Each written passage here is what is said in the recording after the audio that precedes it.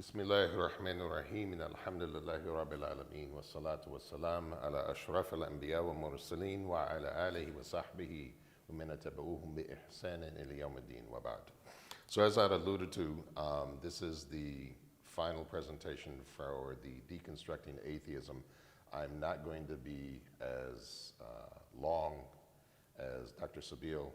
This is going to be a little bit more concise, inshallah. It's really just meant to be a opening, a doorway to understanding a little bit about how we approach the issue of atheism in general. As a segue, before we get into the topic itself, I want to highlight the fact that, one, as some of you know, we did essentially a 12-week course in Dawah for free on Monday nights over the summer. And we'll likely be repeating that again. So you're more than able to get training in Dawah and things like that by approaching the outreach department. And we'll be revisiting that Dawah discussions program that we were doing on Monday nights in the near future, inshallah. Maybe not until the beginning of the year, but we will be revisiting that again. And that covered atheism as well as all the other different approaches and ways to approach Christians and Jews and even Hindus and different things related to all of that, etc., inshallah. So that's one thing. The second thing is that this topic was addressed very recently in the Imams Conference in Houston that took place in September. Alhamdulillah, I already have all of the papers from that conference. Unfortunately, that was also when I was down with COVID and under quarantine, so I could not make it to the conference, even though I had been waiting to make it for 2 years. So I have the papers. I've read a few of the papers. I haven't read them all yet or listened to the discussions that were recorded from the conference, but that was discussed in detail by shuyukh from across the Western Hemisphere, giving very detailed discussions and analyses and breakdowns of atheism and ways to confront atheism. So there's a lot of good material out there, as well as some stuff from Yaqeen Institute that you can dig up as well, etc. This, as you see here, Deconstructing Atheism, that was the title of the program that we were doing today. I put the title as How the World's Most Notorious Atheist Changed His Mind. I'll explain the reason for that title here in just a moment.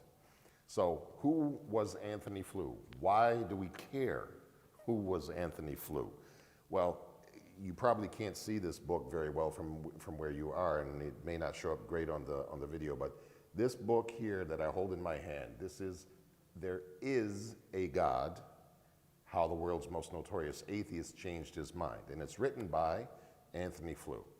Now, who is Anthony Flew? As it says on there, it gives you a very brief synopsis of who he was and a few of the more significant things that he eventually concluded. From 1950 until 2004, over 50 years, he was one of the leading philosophers arguing against the existence of God. He was a very prolific speaker and author in the field of atheism.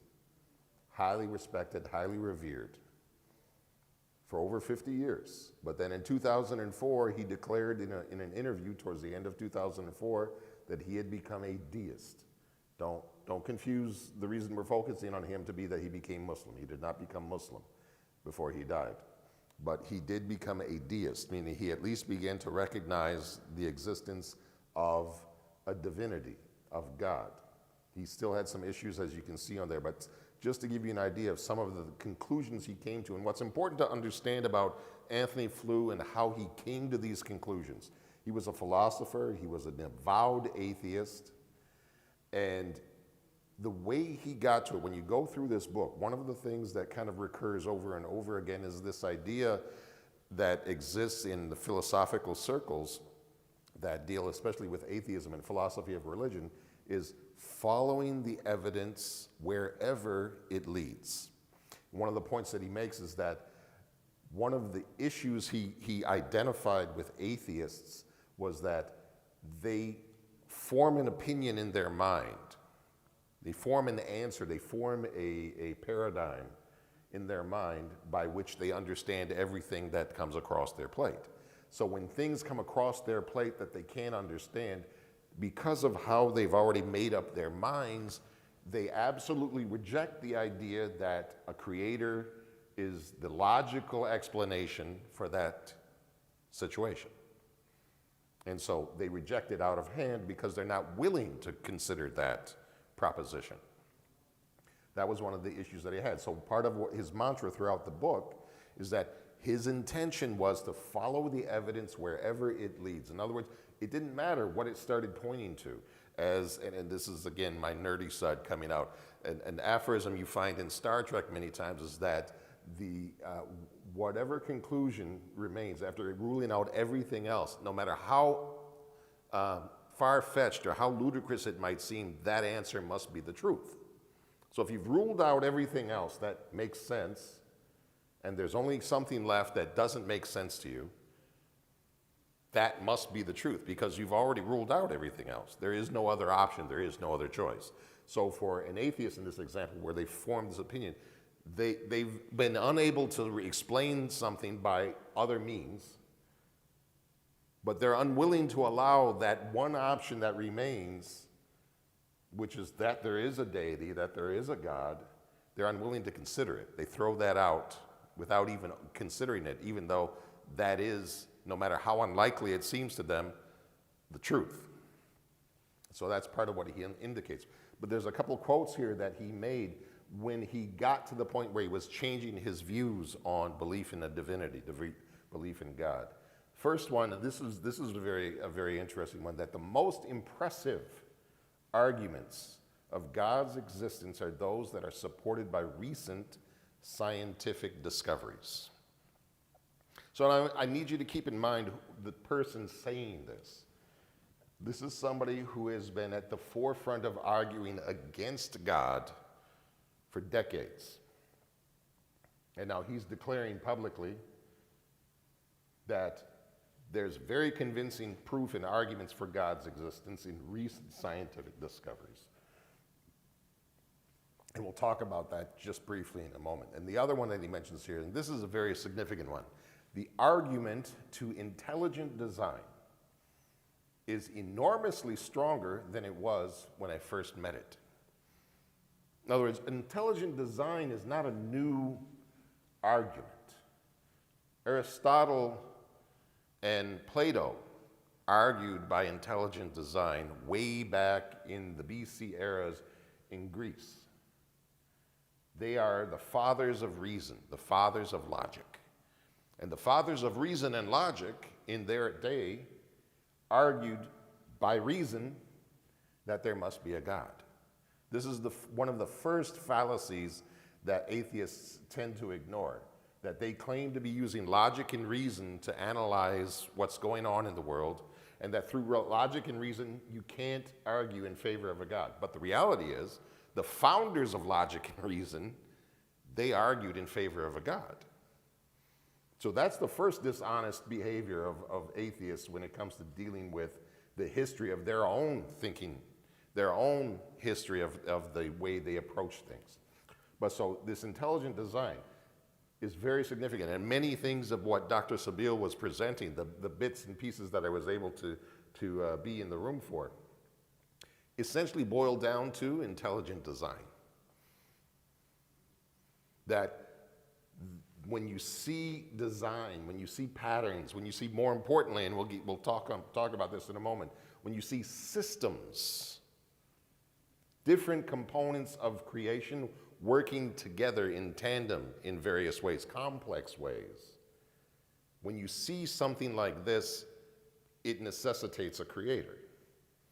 He used the example of the writing on the beach, that any intelligent person is not going to come across this on the beach and look at it and go, oh, the waves created this very interesting pattern. They're going to look at it, and any intelligent thinking person is going to say, somebody was here earlier and wrote that in the sand. The more classical version of this is footprints on the sand in the beach, that the waves didn't just settle into the beach in a certain way to create this footprint or a series of footprints, but that it's something that happened because something else was there that they haven't seen, meaning the person walking or the person, in that case, drawing in that picture that he shared. So intelligent design is a very important concept. Now, all of this being said, and the fact that he came to belief in God is really amazing. And one of the reasons why I wanted to focus on this is essentially the enemy giving away his secrets. We're learning from somebody who was on the other side of this debate and this argument what influenced him to move in a particular direction. That being said, he still denied certain things. He still denied, up until his death in 2010, any idea of an afterlife. So no final day, no judgment. And sadly, my mother falls into the category of those who reject the idea of judgment. So that's a battle that I continue to have to contend with myself. And also the attribution of good to God. In other words, that saying that he has created a lot of evil. God has created evil. This is another important concept for us to pay attention to, because I'm going to try and speak to those as we go. So we talk about scientific discoveries. This is a little wordy, but bear with me. So a profound recent discovery. This is relatively recent, but the first time I heard it, I was blown away, and what it indicates is beyond amazing. So I'm going to read the quote. It's a little wordy. The characteristic growth pattern of fungal mycelia as an interconnected network has a major impact on how cellular events operating on a micron scale affect colony behavior at an ecological scale. Network structure is intimately linked to flows of resources across the network that in turn modify the network architecture itself. This complex interplay shapes the incredibly plastic behavior of fungi and allows them to cope with patchy, ephemeral resources, competition, damage, and predation in a manner completely different from multicellular plants or animals. Okay, that's a lot of words that may not have all made a whole lot of sense. Basically, what it's saying is that there is fungus that grows on the roots of trees. They refer to this now as mycelia. Mycelia creates a network between different colonies on different plants.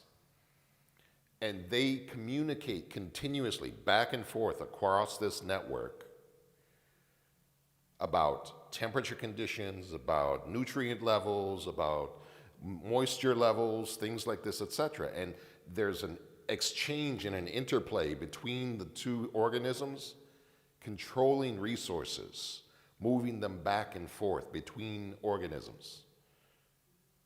This is something they only discovered within, I'm going to say, the last 5 years or so, or at least it didn't become very, very widely spoken about until the last maybe 5 years.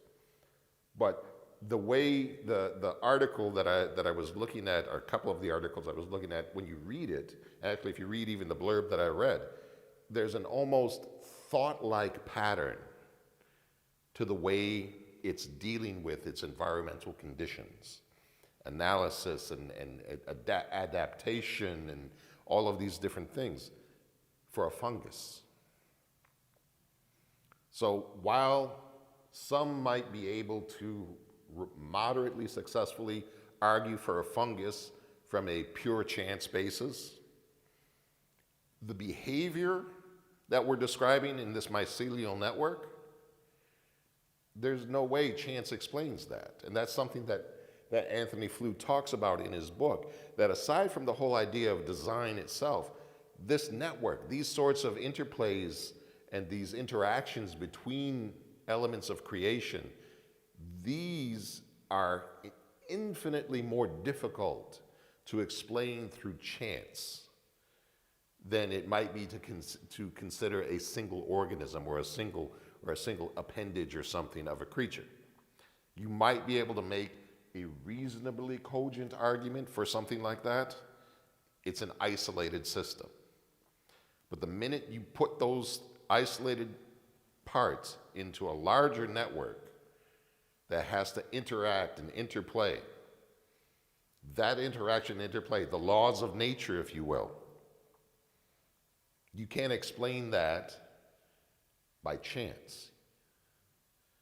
That is something that requires a designer, an intelligence.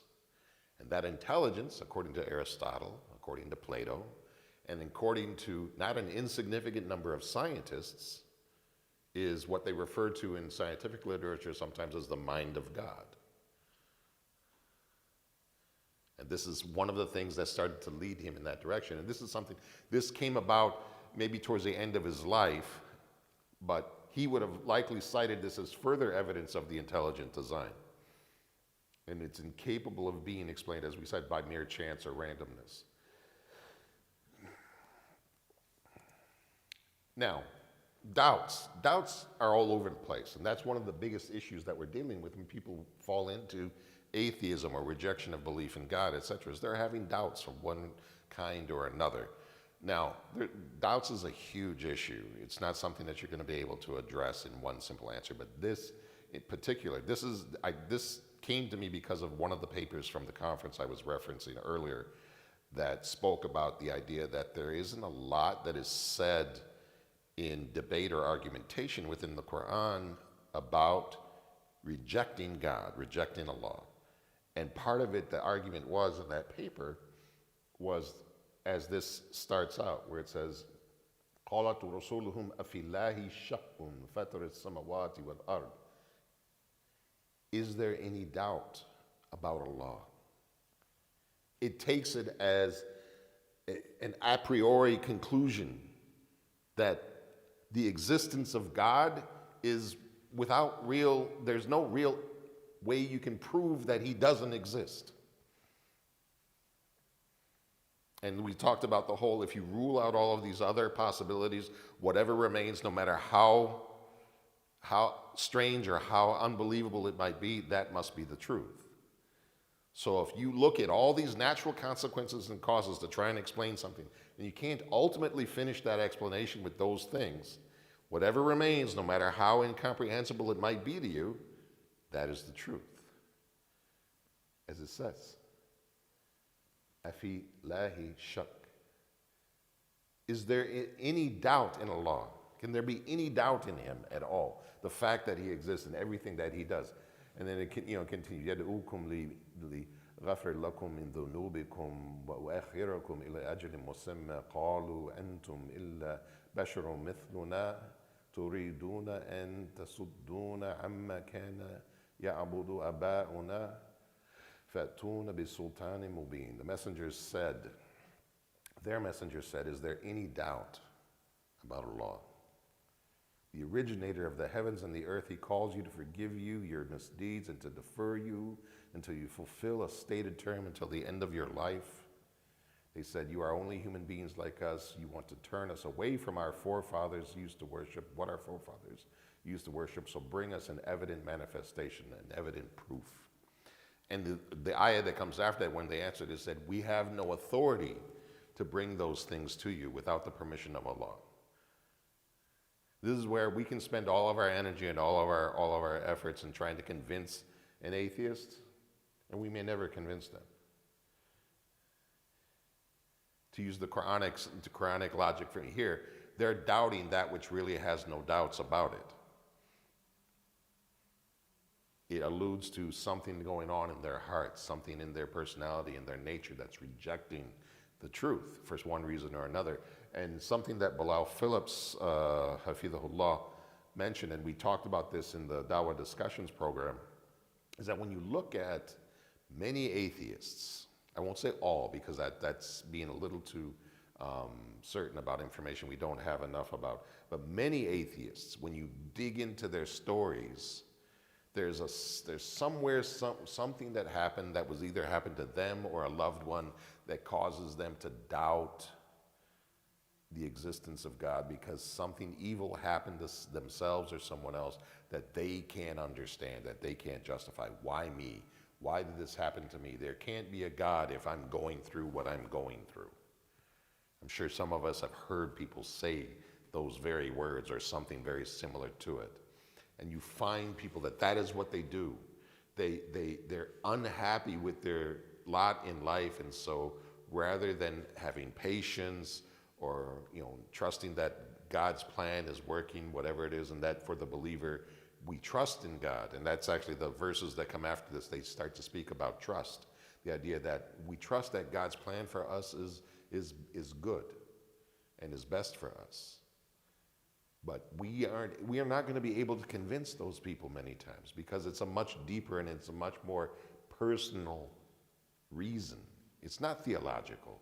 Even Dr. Sabeel was alluding to the danger with our youth and how they leave faith and things like that, etc. And there is a disturbing trend with atheism and agnosticism, etc., especially in the youth. But one of the things that Yaqeen Institute had found when they were looking into why people disbelieve,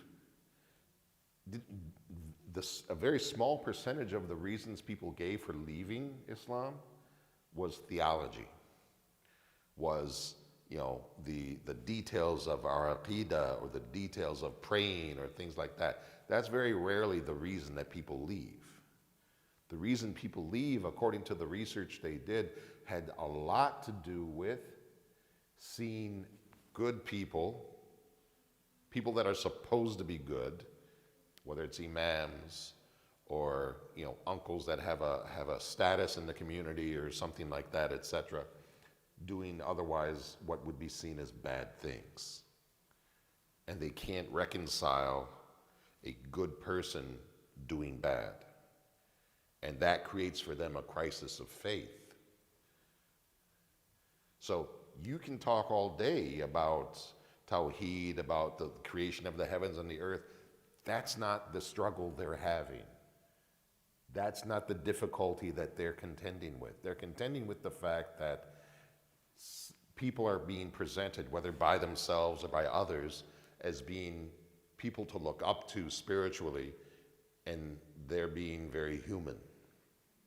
And sometimes we're our own worst enemy in this. We create this appearance where in order to be righteous, you have to be nearly perfect.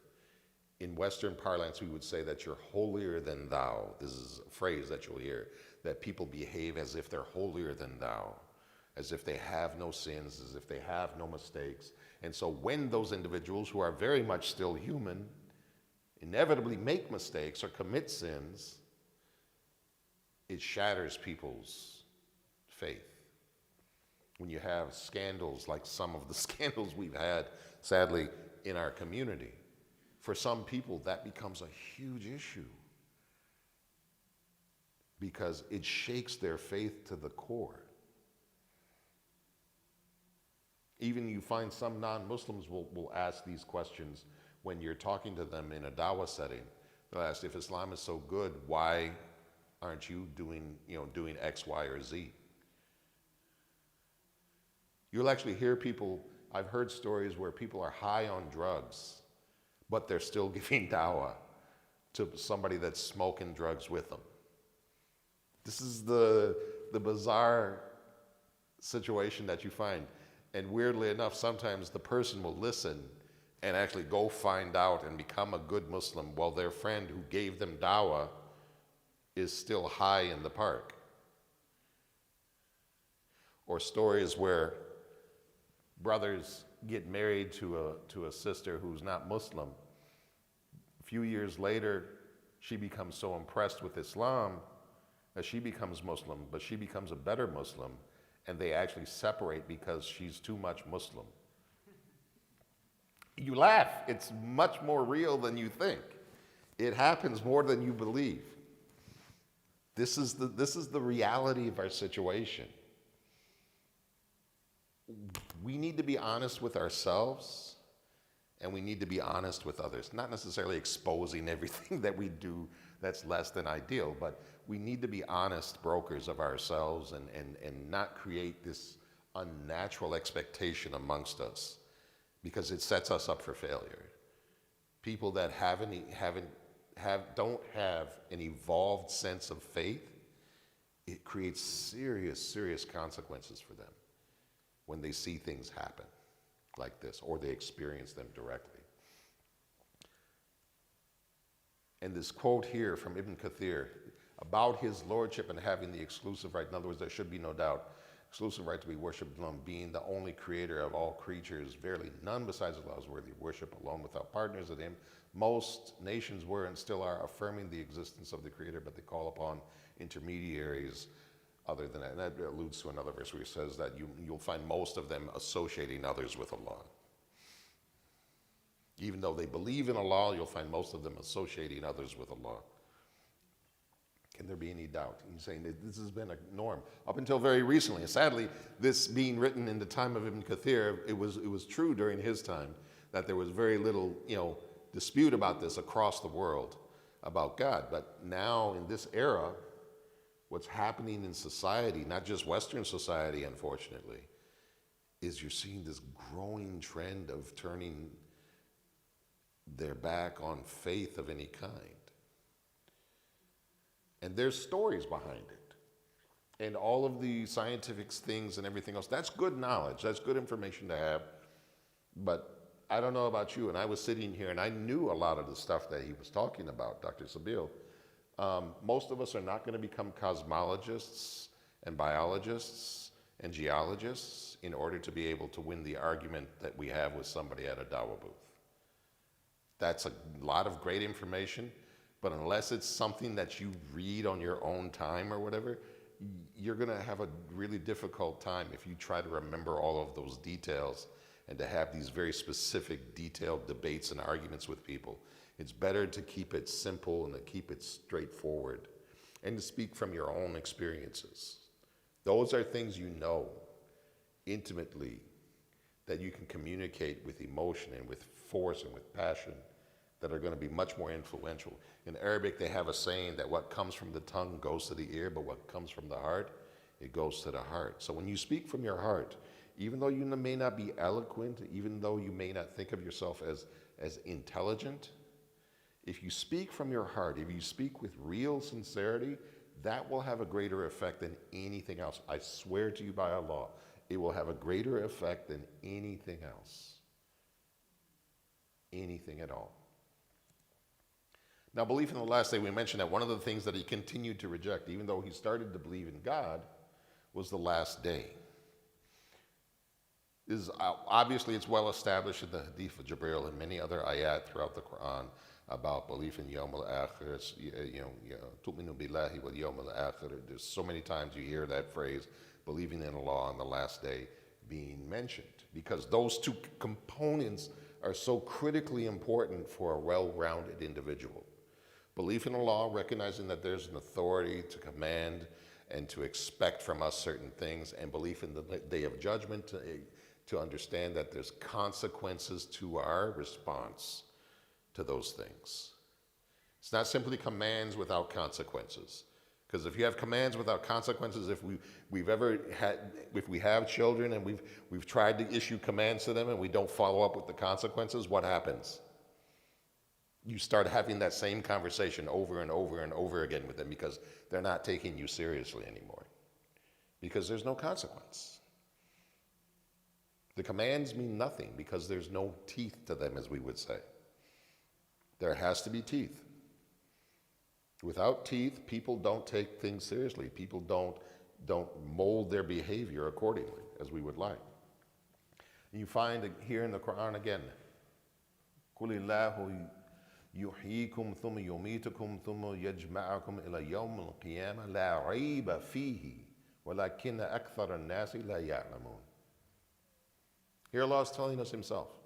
Again, just like what we were talking about, أَفِي اللَّهِ شَكٍّ. Is there any doubt about Allah?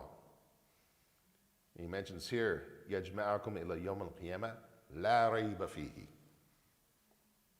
That you'll be gathered for the day of standing and there is no doubt in it.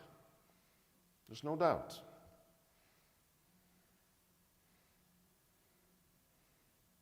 So, again, all of the arguments and everything else, they're difficult to remember, for one. Two, many times they're not going to have the effect that you want. There's no doubt. You have to tap into the individual's story. to find out what was really behind it all, what was behind the decision to give up on God, to give up on faith. That's critical. He gives you life, then he makes you die, then he gathers you for the day of resurrection, about which there is no doubt. But most of mankind,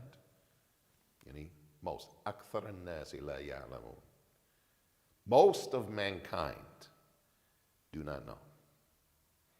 So we shouldn't be surprised. Most of them.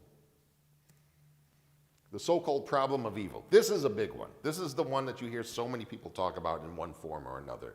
The problem of evil in the world. And in what he was writing as I was skimming over it in preparing this, part of his issue was when he was traveling in Europe as a youth, and he ran, I don't remember if he's Jewish or not, I don't think so, because he's from England. But the issues of anti-Semitism and totalitarianism were the things that he has cited about how could these things exist if there is a God. That was his logic. How could they exist if there is a God? If there is a God, life should be perfect. I don't think it was here. I think it was in one of the prisons when I was giving a talk. We talked about the hadith of the Prophet ﷺ where he said, "Ad-dunya sijnul mu'min wa jannatul kafir." That this world is a prison for the believer and paradise for the disbeliever. So, and keep in mind, this guy's writing from years ago. In the 50s, this is probably even 40s when he's making these conclusions that the world is too difficult, is too dark, is too depressing. There can't be a God. Whoever told you that life is supposed to be sunny and sunshines and rainbows and unicorns, as they say? There's nothing that tells us we're guaranteed sunshine, rainbows, and unicorns. Nothing. If we have it, the believer understands that you should be grateful for it. Because as easily as it came to you, it can leave. So it's this expectation that has become only worse nowadays, that we're entitled to so much. And when we don't get what we want, no matter how irrational or irrelevant the want is, then somehow something's wrong with the universe. If you think about it, I'm actually only just thinking of this as I'm saying it. This is an amazingly arrogant and selfish attitude. That I can't have what I want when I want it, therefore the universe is broken. God must not exist. I mean, when you hear it, this is the behavior of little children.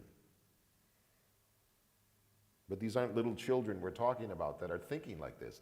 These are people that are at the highest echelons of academia sometimes, that are in essence saying, I want what I want and I want it now. If you don't give it to me, then everything must be broken. This is the logic. So-called problem of evil. Allah says in Surah Al-Falaq, which we all know, inshallah, وَمِن شَرِّ مَا خَلَقَ, from the evil of whatever he created. It's important to understand, as some of us, if not most of us, have probably heard some version of this. I'll just read Ibn al-Qayyim's comment because it was very eloquent as usual. The one who is most knowledgeable, meaning the Prophet, may Allah exalt his mention, said about him, meaning Allah, evil is not ascribed to you. He, Allah, does not create anything that is purely evil in all aspects. Rather, all that he has created has a benefit in it and a wisdom, even if there is a partial additional evil in some of it. As regards a completely evil matter that is evil in all aspects, then Allah exalted be, he is free from that, and that this is not ascribed to him. Evil is not ascribed to Allah. Even in the ayah that's quoted there, it doesn't say وَمِن شَرِّ مَا يَخْلُقُ, that he created, that is being attributed to Allah directly. It's using a form where it doesn't reference Allah directly. It's detached. It's third person.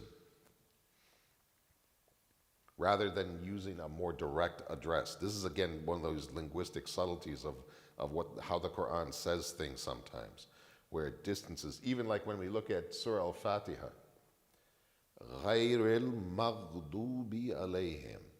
Now, frequently we hear this translated as not those who you're angry with. There's nothing in there that implies your. More accurately, it's those who have become the object of anger. As some of the scholars I've listened to explaining this ayah, meaning the anger of both the believers and Allah. Because if Allah is angry with someone, He causes that anger to descend into the creation, and the people become angry with them. So, غَيْرِ الْمَغْضُوبِ عَلَيْهِمْ, that they are not the object of anger. And the anger being from all sources, Allah included, but He's not made the object of the anger. He's not made, I should say, the one making the anger, acting in anger. It's made more general. It's made more distant. The object of anger, because the anger is coming from everywhere. But the evil not being attributed to Him, the idea that Allah isn't doing it, it's relative anger. One of the examples that Bilal Phillips, Hafidhullah, used to give is the stories of Khidr. One of the best examples of evil, so apparent evil, as Bilal Phillips would say, that you look at the story when they get on the boat and he destroys the boat. At the moment, that looks like an evil. The next one, they come up upon the shore, they find the boy. He plucks his head off. Looks evil.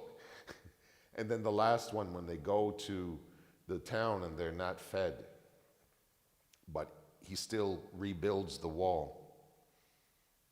Seemingly, they've been done evil, and he's responding with good, seemingly without cause.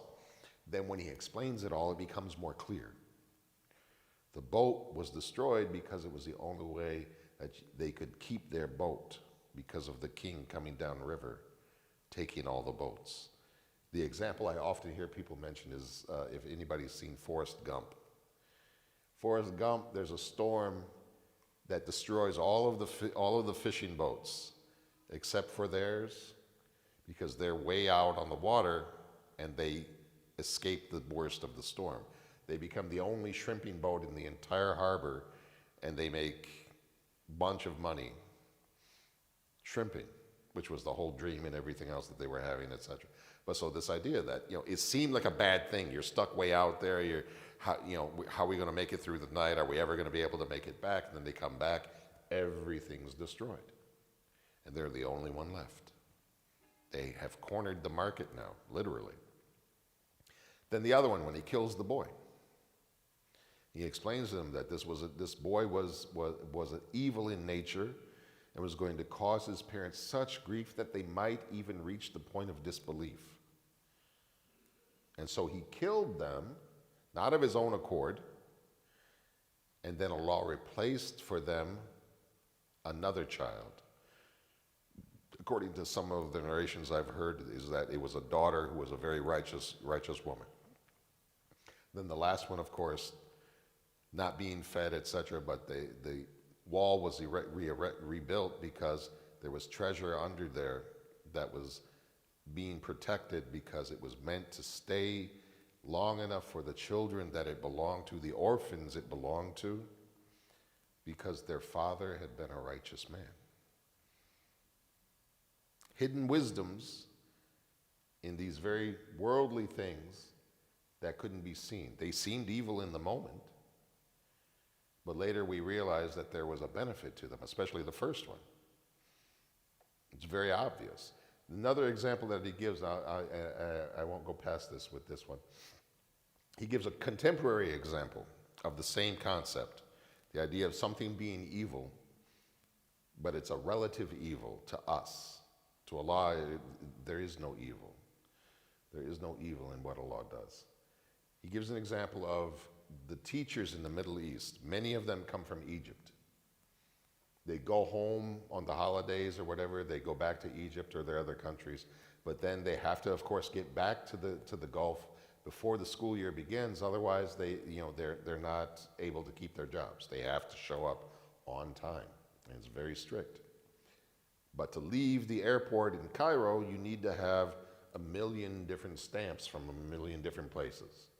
So many things to go through. Man goes to the airport, passport in hand, has all the stamps, or so he thinks, and he gets to the gate. They stop him because he's missing a stamp. It's his last chance to make it there in time so he can keep his job. He argues, he pleads. They're not hearing it. They send him back. He's certain he's going to lose his job. He's very despondent. He's very depressed. The next morning, news comes out that the plane crashed into the ocean and everyone on board died. The paper has a picture of that same man, front page picture. His father's kissing him on one side of his cheek, his sister's kissing him on the other side of the cheek, has a huge smile on his face because now that evil that happened to him the day before has been shown to be a mercy. In English, they say there's always, to every cloud, there's a silver lining. This is something that you find, I'm not sure the thought process applies that much anymore, because people seem to think everything's a dark cloud, including the silver linings. But that was a mindset for a long time, that for every cloud, there was a silver lining. There's something there. But this has been lost. But these are relative things to us. They're relative to us. This is the same thing when people fall into this disbelief. Many times you'll find there's an event somewhere in their life that they perceive as evil, pure evil, because they're not capable of seeing the other side. They're not capable of seeing Allah's hand in that. They're not capable of seeing the good that may come out of it or that already has come out of it. Many different things. Some of us, if we think, whether it's a loss of a job or a failed marriage or something like that, at the time, I'm sure it felt awful. But we may find as we go that was the turning point for us to be able to achieve whatever blessing we're in the middle of right now. We wouldn't have achieved that if we hadn't had that catastrophe happen earlier. It served its purpose to move us along. Sometimes they happen against our will because Allah is basically telling us, you need to move. You're not doing it on your own, so I'm going to help you. I'm going to shut this door because you won't leave the doorway unless I shut the door so that you go the other direction. This is why we have istikhara. So, just as a closing, this is my contact info. Obviously, I'm here, you're here, so it's easy to find me. But if you need to, my phone number and my email address. As I said, we'll be revisiting the Dawah discussions possibly after the first of the year, inshallah, and we can have much more conversation about things like this. Jazakum Allahu khaira. Wassalamu alaikum wa rahmatullahi wa barakatuh.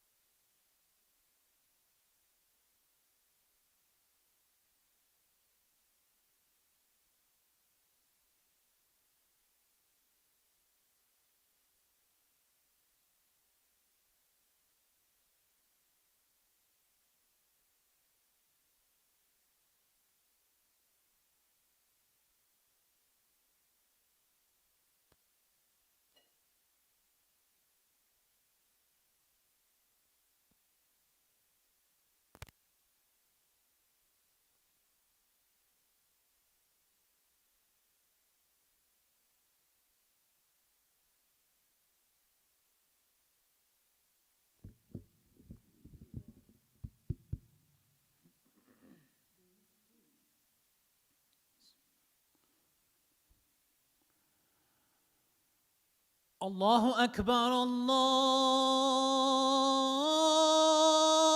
الله أكبر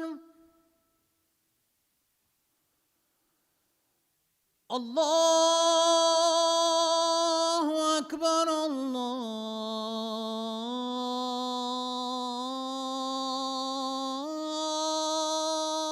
الله أكبر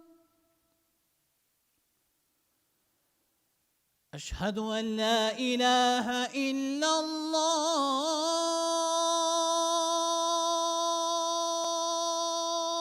الله أشهد أن لا إله إلا الله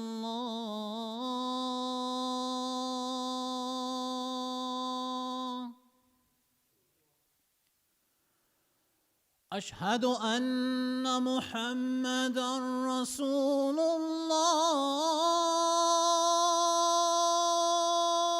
الله أشهد أن محمدًا رسول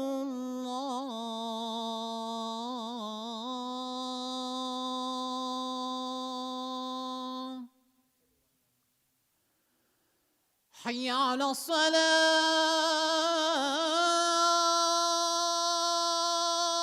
الصلاة حي على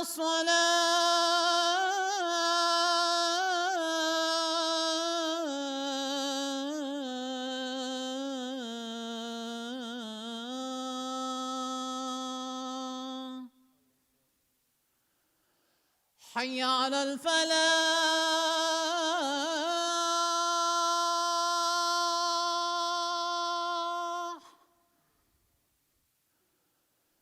حي على الفلاح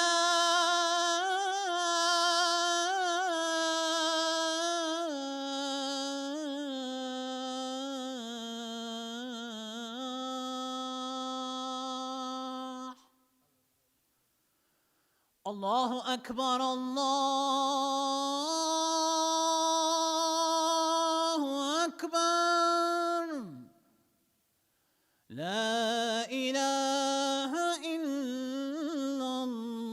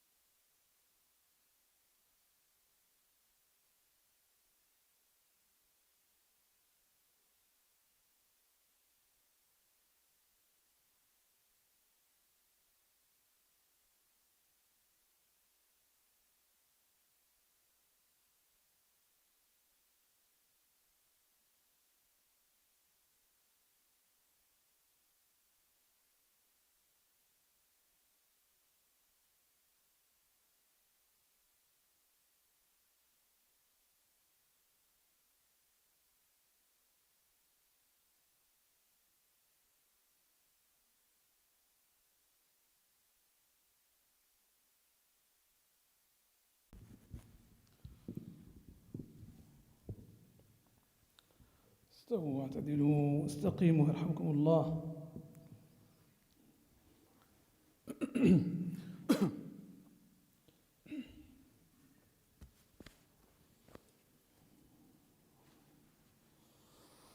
الله أكبر.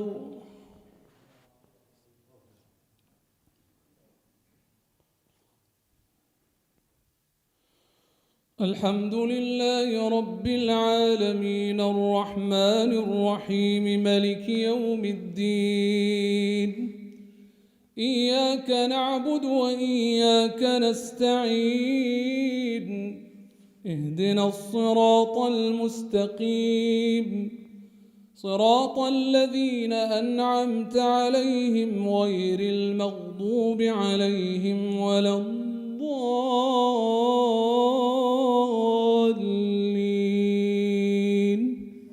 آمين.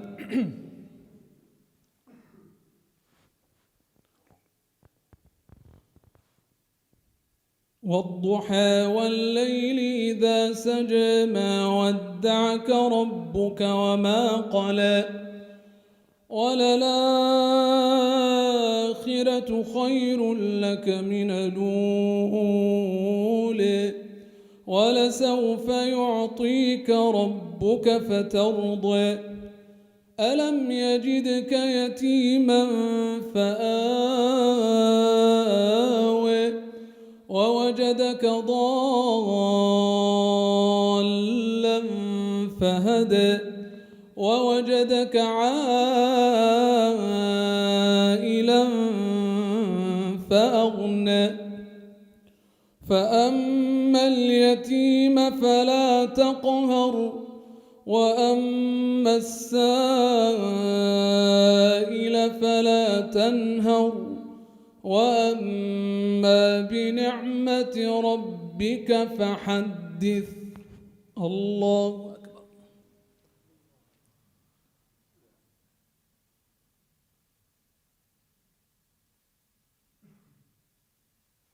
سمع الله لمن حمده. الله أكبر.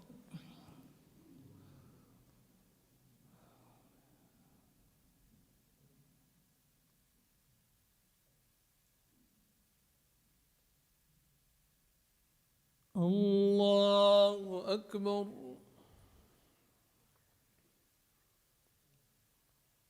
الله أكبر.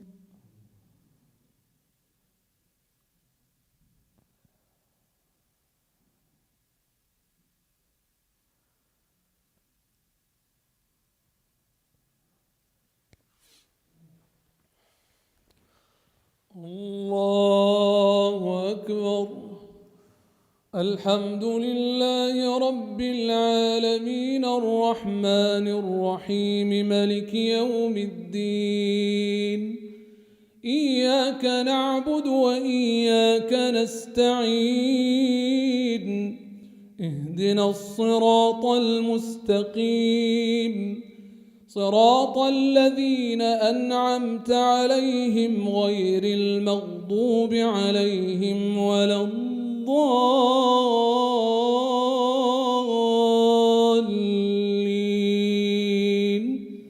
آمين. إنا أنزلناه في ليلة القدر وما أدراك ما ليلة القدر ليلة القدر خير من 1000 شهر تنزل الملائكة والروح فيها بإذن ربهم من كل أمر سلام هي حتى مطلع الفجر. الله أكبر.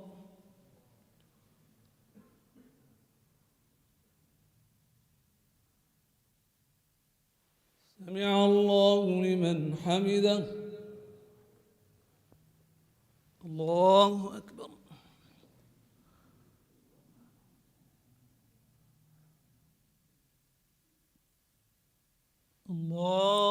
أكبر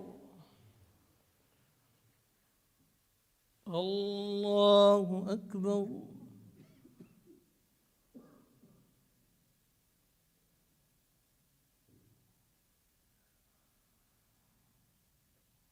الله أكبر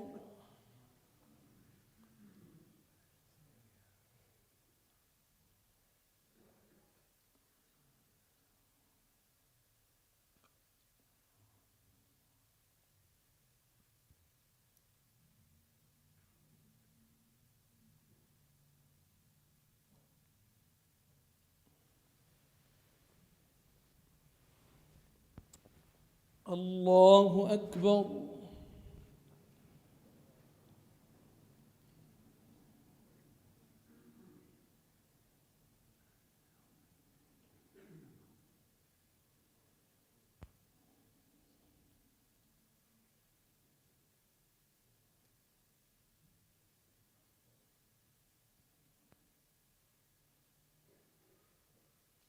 الله أكبر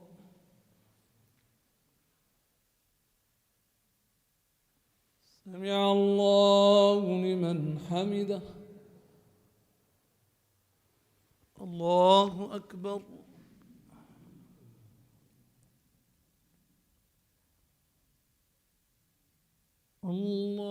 الله أكبر الله أكبر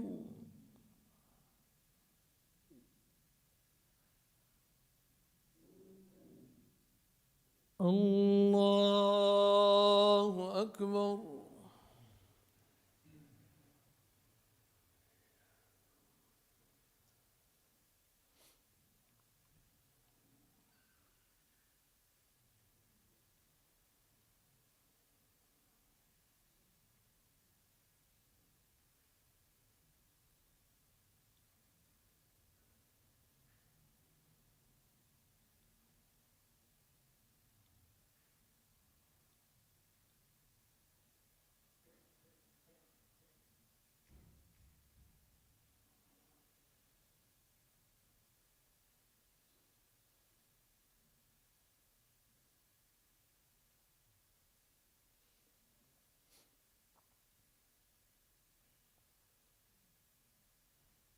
السلام عليكم ورحمة الله السلام عليكم ورحمة الله